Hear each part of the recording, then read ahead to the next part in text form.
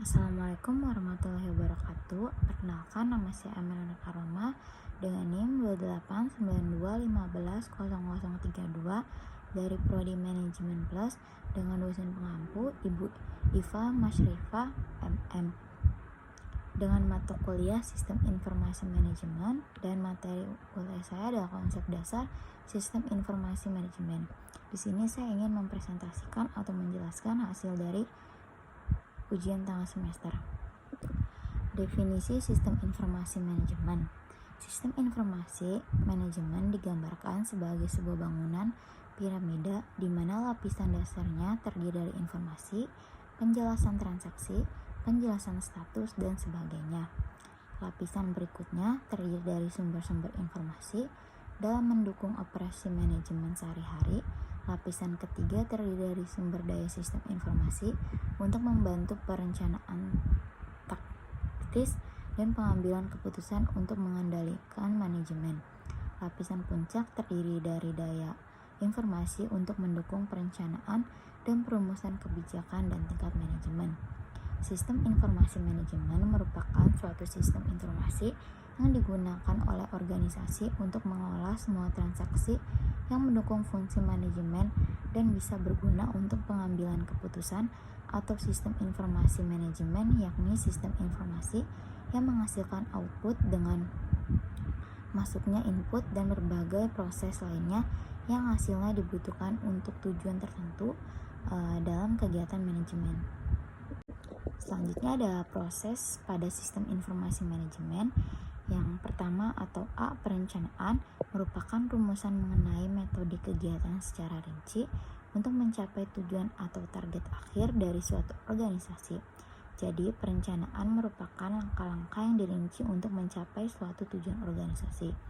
B, pengendalian. Jika perencanaan telah dibuat dan dilaksanakan atau diterapkan oleh anggota-anggota suatu organisasi, maka manajer harus mengawasi pelaksanaannya dari perencanaan tersebut supaya dapat berjalan dengan baik dan tidak menyimpang dari jalur yang sudah ditetapkan. Yang C, pengambilan keputusan, merupakan pemilihan keputusan di antara berbagai macam alternatif yang ada. Proses ini merupakan hasil dari perencanaan dan pengendalian. Jika manajer harus memilih di antara berbagai macam keputusan yang ada supaya tujuan perusahaan atau organisasi dapat tercapai. Di sini ada perkembangan sistem informasi manajemen. Konsep sistem informasi telah ada sebelum munculnya komputer. Sebelum bertengahnya abad ke-20, pada masa itu masih digunakan kartu pouch pemakaian komputer terbatas pada aplikasi akuntansi yang kemudian dikenal sebagai sistem informasi akuntansi. Namun demikian, para pengguna khususnya di lingkungan perusahaan masih mengesampingkan kebutuhan informasi bagi para manajer.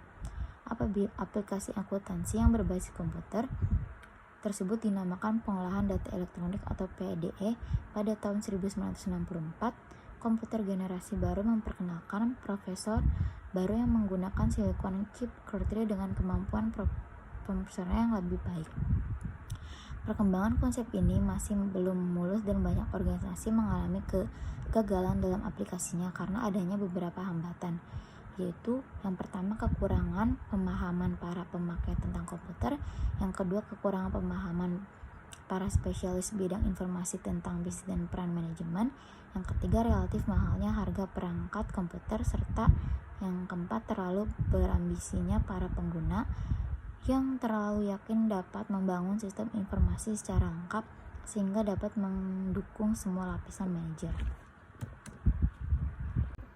Selanjutnya di sini ada model sistem informasi manajemen. Yang pertama ada sistem informasi akuntansi, yang kedua sistem informasi pemasaran, yang ketiga sistem informasi sumber daya manusia, yang keempat sistem informasi produksi, dan yang kelima ada sistem informasi keuangan. Di sini saya akan menjelaskan satu-satu model sistem informasi manajemen. Yang pertama, sistem informasi akuntansi adalah sistem informasi yang merekam dan melaporkan transaksi bisnis, aliran dana dalam organisasi dan menghasilkan laporan keuangan. Yang kedua, sistem informasi pemasaran adalah sistem informasi yang mendukung perencanaan, kontrol, dan pemrosesan transaksi yang dibutuhkan untuk menyelesaikan aktivitas pemasaran seperti manajemen penjualan produksi. Yang ketiga, sistem informasi produksi adalah sistem informasi yang mendukung perencanaan, kontrol, dan penyelesaian manufaktur hasil produksi penjualan. Sistem informasi produksi terdiri dari dua macam, sistem informasi fisik dan sistem informasinya. Sistem produksi fisik merupakan sistem fisik untuk mengendalikan alat-alat produksi. Yang keempat, ada sistem informasi sumber daya manusia, adalah sistem informasi yang mendukung aktivitas informasi seperti perekrutan, seleksi dan penerimaan, penetapan dan penilaian performa, serta pelatihan dan pengembangan.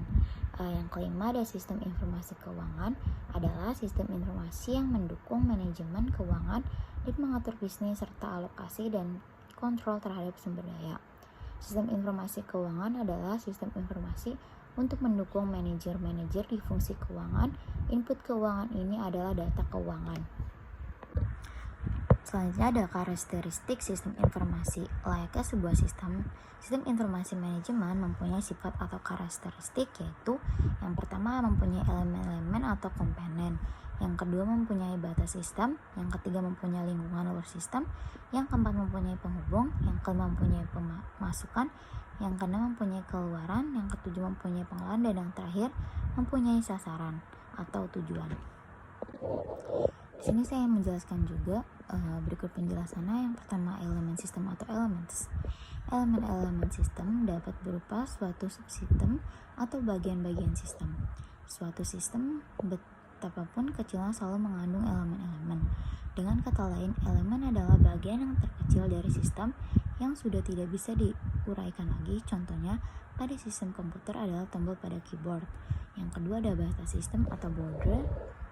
Batas sistem merupakan daerah yang membatasi antara suatu sistem dengan sistem lainnya atau dengan lingkungan lainnya. Batas sistem memungkinkan suatu sistem dipandang sebagai satu kesatuan. Yang ketiga mempunyai lingkungan atau environment.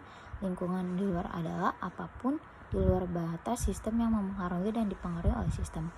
Contohnya, pada sistem komputer, sistem listrik adalah lingkungan luar. Yang keempat ada penghubung sistem atau interface. Penghubung merupakan media penghubung antara subsistem dengan subsistem lainnya. Keluaran atau output dari subsistem akan menjadi masukan subsistem lainnya melalui penghubungan. Contohnya, kabel pada sistem komputer. Yang kelima, masukan sistem atau input. Masukan adalah energi yang dimasukkan ke dalam sistem berupa masukan perawatan atau maintenance input, dan masuknya sinyal atau signal input. Maintenance input yaitu energi yang dimasukkan supaya sistem dapat beroperasi. Selanjutnya yang keenam ada keluaran sistem output. Keluaran adalah hasil dari energi yang diolah meliputi keluaran yang berguna dan sisa pembuangan. Contohnya pada sistem komputer, informasi keluaran yang berguna, panas tak berguna. Selanjutnya yang ketujuh ada pengelolaan sistem atau proses. Perubahan masukan menjadi keluaran, informasi atau proses, bagian sistem yang memproses input data menjadi informasi sesuai dengan keinginan penerima. Yang pertama ada pengurutan, yang kedua penggabungan, yang ketiga pencarian, yang keempat klarifikasi, dan sebagai berikut. Yang kedelapan itu ada sasaran atau tujuan sistem atau objektif atau goals.